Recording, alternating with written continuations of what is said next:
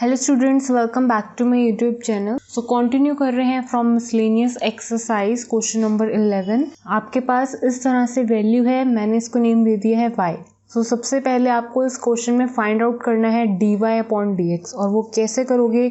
Simplest way है, यहाँ पे एडिशन का साइन है, डेफिनेटली आप इसको अलग से सॉल्व करो एंड इसको अलग से सॉल्व करो, एंड इसको मैंने नेम दे दिया है u एंड इस टर्म को नेम दे दिया है v। सो आपकी जो इक्वेशन है एग्जैक्टली अब किस तरह से दिख रही है, like this. So when you differentiate with respect to x, तो आपके पास वैल्यू क्या आएगी, कुछ इस तरह से। सो यहाँ पर आपके पास du/dx प्लस dv/dx की वैल्यू को इक्वेशन 1 में जब पुट करोगे तभी आपको वैल्यू मिलेगी dy/dx की, राइट।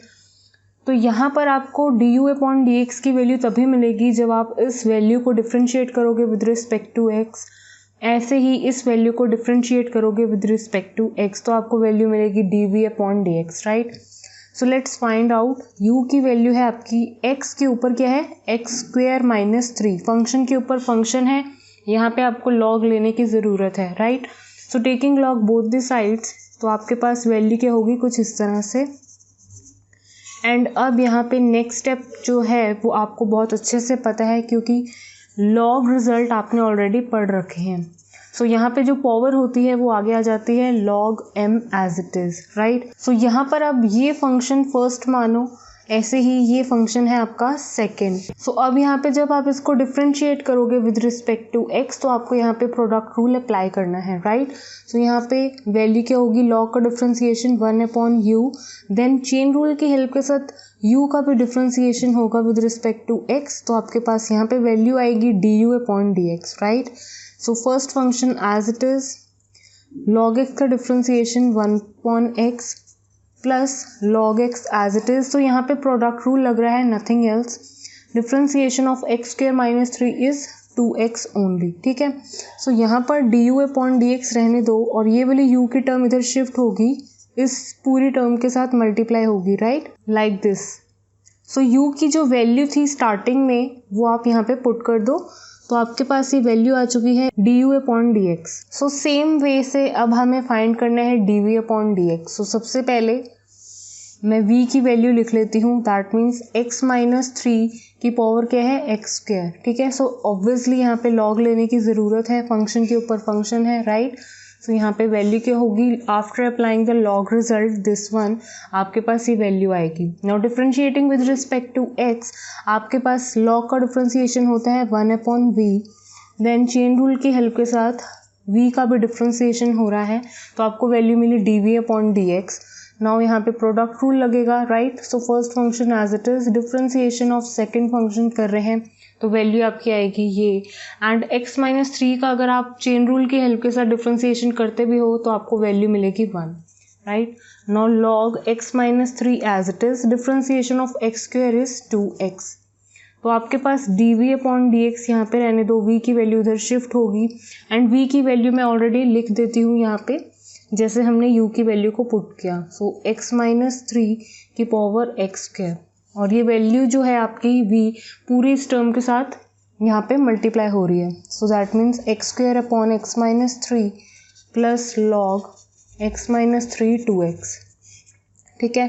सो du/dx वैल्यू निकाल ली है, dv/dx वैल्यू निकाल ली है, ये दोनों वैल्यूज़ यहाँ पे ऐड ऑन हो रही हैं, and you finally got this answer as dy/dx, ठीक है। सो यहाँ पे अगर आप इसको ऐड करके बस यहाँ पे वैल्यूज को पुट ही करना है, नथिंग एल्स, तो ये है आपका final answer, that is dy/dx। So I hope ये आप खुद भी कर सकते हैं, right. So let's move to next question. Find dy/dx if y is this and x is this, and you clearly seeing that आपके पास जो यहाँ पे फंक्शन की वैल्यू है उसका जो पैरामीट्रिक टर्म है वो t की फॉर्म में है, right. So first of all अगर आपको dy/dx इस क्वेश्चन में निकालना भी है, तो यहाँ पर सबसे पहले आपको y जो है, ये जो टर्म आपको गिवन है, y इक्वेशन को डिफरेंशिएट करना है t की रिस्पेक्ट में, ऐसे ही x को भी t की रिस्पेक्ट में जब आप डिफरेंशिएट करोगे तब आपकी वैल्यू आएगी कुछ इस तरह से dy/dt, एंड वो आप dy/dt को ऊपर रखेंगे न्यूमरेटर में, देन dx अपॉन dt की वैल्यू को डिनोमिनेटर में रखेंगे, ये वैल्यू dt कैंसिल हो जाएगी, दैट मीन्स आपको मिलेगा finally dy upon dx। So this question is based on exercise 5.6। ठीक है, सो जिन स्टूडेंट्स ने मेरी प्रीवियस वीडियो देखी हुई है उनको अच्छे से पता है कि इस क्वेश्चन को कैसे करना है, right. So first of all let's take y equation. So d by dt, so यहाँ पे differentiating with respect to t what I will get is like this. So 12 एक कांस्टेंट टर्म है, ऐसे ही रहने दो। 1 का डिफ्रेंशिएशन करोगे, अब ब्रैकेट के अंदर हम वैल्यू को डिफ्रेंशिएट कर रहे हैं। 1 जो है आपकी एक कांस्टेंट टर्म है, डिफ्रेंशिएट करोगे तो 0 वैल्यू मिलेगी, चाहे आप कौन से भी रिस्पेक्ट में कर रहे हो उसको डिफ्रेंशिएट, राइट। कॉस की वैल्यू होती है डिफ्रेंशिएशन करने के बाद माइनस साइन, तो माइनस ऑलरेडी था, माइनस माइनस प्लस हो जाएगा, that means sine T, right. So D Y upon D T after differentiating आपके पास वैल्यू आई है 12 sine T. Same way x की वैल्यू को डिफ्रेंशिएट करने जा रहे हैं विद रिस्पेक्ट टू t, आपके पास वैल्यू आएगी like this. So 10 again constant है, बाहर रहने दो, अंदर ये जो वैल्यू है इसको डिफ्रेंशिएट कर रहे हैं। t को करोगे differentiate with respect to t ही, तो आपके पास वैल्यू क्या आ रही है, क्लियरली आप देख रहे हो कि dt से dt कैंसिल 1। ठीक है, जैसे x को डिफ्रेंशिएट करते हो विद रिस्पेक्ट टू x तो आपके पास वैल्यू क्या आती है 1। सेम वे बस यहाँ पे x की जगह क्या है, बस t है, नथिंग एल्स। cos का डिफ्रेंसिएशन होगा, साइन का डिफ्रेंसिएशन होगा cos t। तो dx अपॉन dt की जो वैल्यू आई है वो आपके पास आई है 10 1 माइनस cos t। तो ऑब्वियसली लाइक दिस आपको dy अपॉन dx की वैल्यू इसी तरह से मिलेगी जब आप इस टर्म को न्यूमरेटर में रखोगे, इस टर्म को डिनोमिनेटर में रखोगे। सो यहाँ पर dy upon dt divide by dx upon dt, जो भी वैल्यूज़ हैं आपको रख देनी है। सो यहाँ पे 12 sine t divide by 10 1 minus cos t, dt से dt कैंसिल, ये टर्म क्या बन गई है dy अपॉन dx। सो यहाँ पे फॉर्मूलाज जो मैं अप्लाई करने वाली हूँ एग्जैक्टली साइन t की जगह मैं लिखने वाली हूँ 2 sine t by 2 cos t by 2। तो ये फॉर्मूला आपको अच्छे से पता है कि हम ये कैसे लेकर आए हैं। जिन स्टूडेंट्स ने प्रीवियस वीडियो देखी है उनको अच्छे से पता है, या फिर जिन स्टूडेंट्स ने चैप्टर 2 कर रखा है उनको भी नॉलेज होगी, राइट। सो साइन 2a का as you all know formula होता है 2 साइन a cos a। तो एंगल अगर ट्वाइस ऑफ a है तो यहाँ पे एंगल उसका आधा है, हाफ वैल्यू है, दैट इज ओनली a। तो यही वैल्यू अगर मैं सिर्फ ट्वाइस ऑफ t ना लेते हुए ओनली t लेती हूँ, ऑलरेडी आधी लेती हूँ, तो अंदर जो मेरा एंगल है वो और भी आधा है, t का हाफ क्या होगा t by 2। So according to this हमने ये फॉर्मूला लिया है, तो हम यहाँ पे वैल्यू पुट कर रहे हैं 2 sine t by 2 cos t by 2। अब आपने जब साइन t को इस एंगल में चेंज किया है, डेफिनेटली आप इसको भी चेंज करोगे, राइट। सो यहाँ पर अगर आपने फॉर्मूला पढ़ा है cos 2a का, that means 1 minus 2 sine square a, तो आपने इसको पढ़ रखा है लाइक दिस, राइट। सो अगर एंगल ट्वाइस है, डबल है, तो यहाँ पर एंगल उसका हाफ है, दैट इज ओनली a। तो यहाँ पे ऑलरेडी मैं अगर एंगल सिर्फ a ले रही हूँ, पहले ही हाफ ले रही हूँ, तो इसका भी आधा हो जाएगा अंदर जाके, दैट मीन्स a बाय 2। सो अब यहाँ पे a की जगह t को ट्रीट करके देखो, cos t equals to 1 minus 2 sine square t by 2। ठीक है, सो इस नेगेटिव साइड को आप यहाँ पे लेकर आओगे तो ये पॉजिटिव में हो जाएगा। So that means 2 sine square t by 2 equals to 1 minus cos T. So यहाँ पे 1 माइनस कॉस टी है, तो इसकी वैल्यू आपने कैसे निकाली है ये आपने देख ही लिया है, राइट। सो यहाँ पे मैं इसकी जगह लिख रही हूँ 2 साइन स्क्वायर टी बाय 2। ठीक है, सो डेफिनेटली 2 से 2 कैंसिल हो रहा है, राइट। और यहाँ पे 2 के टेबल से इसको कैंसिल कर सकते हो, 6 आएगा, यहाँ पे 5 आएगा। यहाँ पे एक साइन t बाई 2 है, यहाँ पे 2 बार है साइन t बाई 2, एक बार इसके साथ कैंसिल हो जाएगा, राइट। सो ऊपर क्या बचा है, सिर्फ 6 और कॉस t बाई 2, नीचे क्या बचा है 5 और एक sine t by 2। Cos upon sine को आप किस फॉर्म में लिख सकते हो, कॉट के फॉर्म में, राइट। सो इसको मैंने लिख दिया है कॉट और एंगल जो था t by 2 as it is. तो ये आपकी वैल्यू जो आई है dy अपॉन dx की, जो कि आपको फाइंड करने को बोला गया था, वो आपने बहुत ईजिली फाइंड कर ली है, राइट।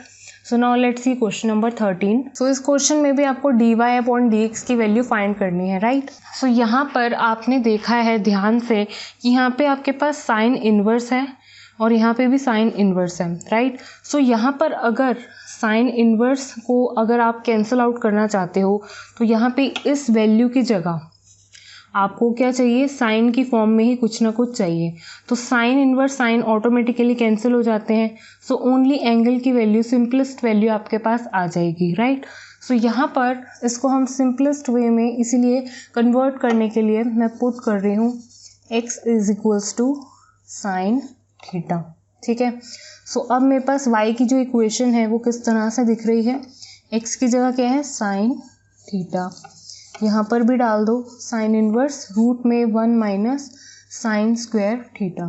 सो यहाँ पे sine inverse sine automatically cancel, right. So it's based on chapter 2 inverse trigonometric functions chapter. जिन स्टूडेंट्स ने पढ़ रखा है उनके लिए बहुत ही इजी क्वेश्चन है, राइट। सो यहाँ पर आपकी इक्वेशन क्या हो चुकी है, थीटा प्लस इस पोर्शन की जगह देखो साइन इनवर्स, रूट के अंदर ये वैल्यू क्या है 1 minus sine square theta. So as you all know that sin square theta plus cos square theta equals to 1, ये क्लास 10th में भी आइडेंटिटी पढ़ रखी है, राइट। सो यहाँ पर इस वैल्यू को जैसे ही उधर शिफ्ट करोगे तो आपके पास वैल्यू क्या होगी, तो आपके पास वैल्यू क्या आएगी like this. That means 1 minus sine square theta की जगह आप वैल्यू क्या पुट कर सकते हो, कॉस स्क्वायर थीटा, राइट।